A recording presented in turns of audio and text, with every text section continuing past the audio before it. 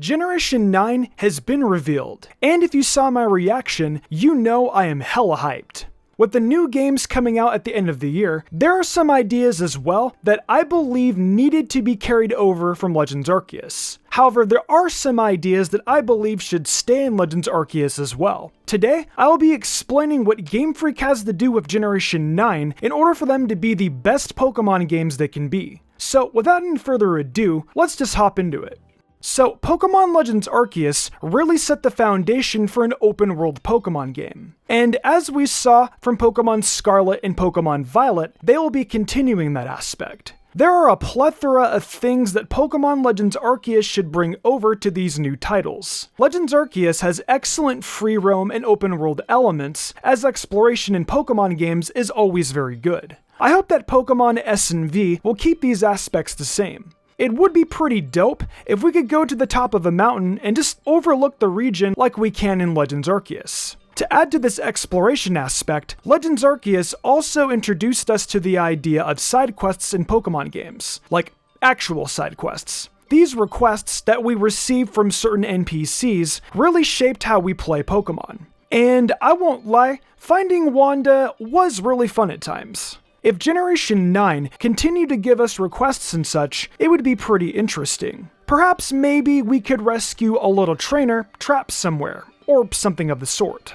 This is something I think all Pokemon fans want back in the games, and that is the idea of Pokemon following you. Come on, you can't deny that you like your Pokemon following you around. But as we know from BDSP, the Pokemon's movement speeds were questionable. They lagged behind extremely, so I hope that if the following Pokemon are brought back, the movement speed is fixed. Legends Arceus also brought us Pokemon size variations. The Buizel request showed us the real size differences. I hope size variations return to Generation 9, and they also show up when Pokemon follow us around. I imagine it would be really funny seeing a puny Snorlax.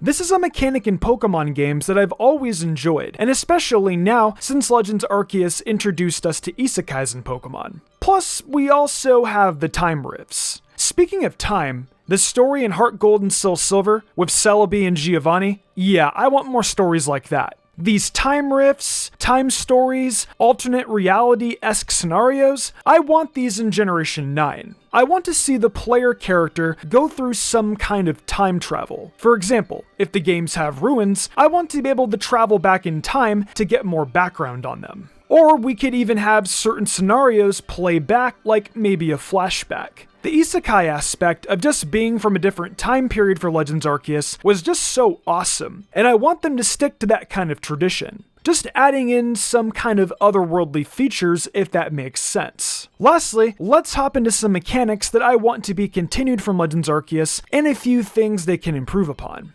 Legends Arceus had seamless transitions into battle, meaning the Pokemon were instantly sent out, and where the battle took place in-game was where the battle took place. In previous Pokemon games, a simple battlefield just popped up. Whenever a battle started in Legends Arceus, wherever you are, a battle would be in the same exact area. And on top of that, the player would be able to run around and whatnot during the battle. I will say that makes running away a lot easier. So it would definitely be awesome if those seamless transitions would continue forward.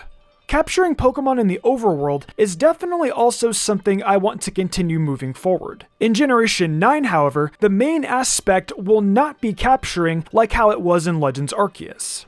However, if they continue the idea of being able to capture Pokemon in the overworld in the same fashion, I think that would still be awesome. The option of battling obviously still being there. But Legends Arceus really made overworld capturing an excellent feature. I want that continued moving forward as well. In the Pokemon Day Direct with Pokemon Scarlet and Violet, there definitely is some graphic work that needs to be gradually improved upon. Sword and Shield was rough in the wild area, but very good with their towns. The DLC open areas saw big improvements, but still left players wanting better. Legends Arceus has shown major improvements in the town settings with the looks of Jubilife Village, but open areas are still pretty rough despite some places looking pretty beautiful. If Pokemon does choose to go in the direction of having Pokemon games be more open as a whole, they need to make dramatic improvements to the overall art style and aesthetic. I will say though, Scarlet and Violet looked pretty rough, but it at least seems like they seem to be stepping up from Legends Arceus. But the trees still need some work especially done. To wrap it up, new Pokeballs would be nice, new regional variants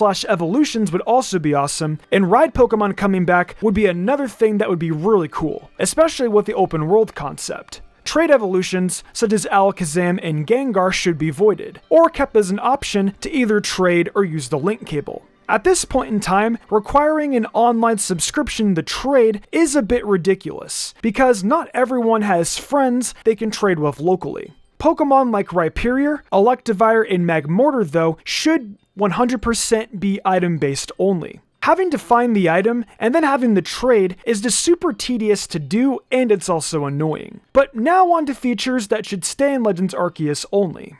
There are only a few things I want to bring up here, but they are prominent to the point of where they need to stay in Legends Arceus. Firstly, like I mentioned earlier, I appreciate the open world aspect that Pokemon is going in. However, the action RPG elements that are present should stay in Legends Arceus, such as dodge rolling and the like. Though Generation 9 is open world, the reason these action RPG elements exist is because Legends Arceus focused solely on catching Pokemon. These elements come in handy when it comes to simply just approaching Pokemon and capturing them. In Gen 9, the sole purpose won't just be capturing. It will be like a traditional Pokemon game with open world features included. Crafting should also stay in Legends Arceus. In a modern Pokemon game, it wouldn't make sense to be able to craft Pokeballs. An Apricorn minigame could definitely be a thing if they want to include that, but I doubt they would add such an aspect. Lastly, please, Lord Legends Arceus, keep the oversaturation of shiny Pokemon in the game. I don't have any problem with the shiny rates being low, but shiny Pokemon can be earned rather than just waiting for the right mass outbreak. Game Freak should also give more methods to players of obtaining shinies, and have them feel like they rightfully earned them rather than giving them away like a free balloon day.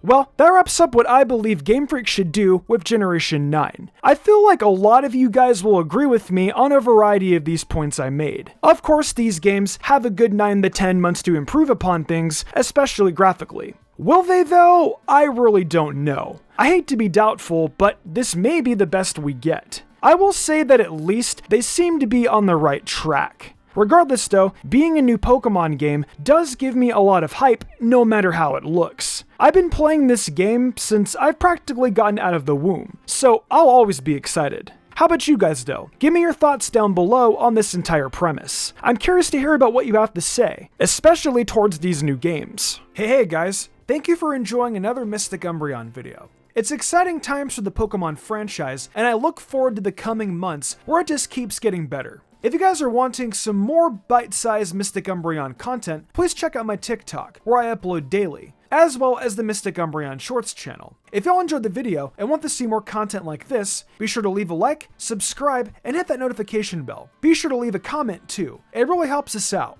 I think it's time to wrap this up though. I'm Mystic Umbreon, and I'll see you next time with some more amazing Pokemon content.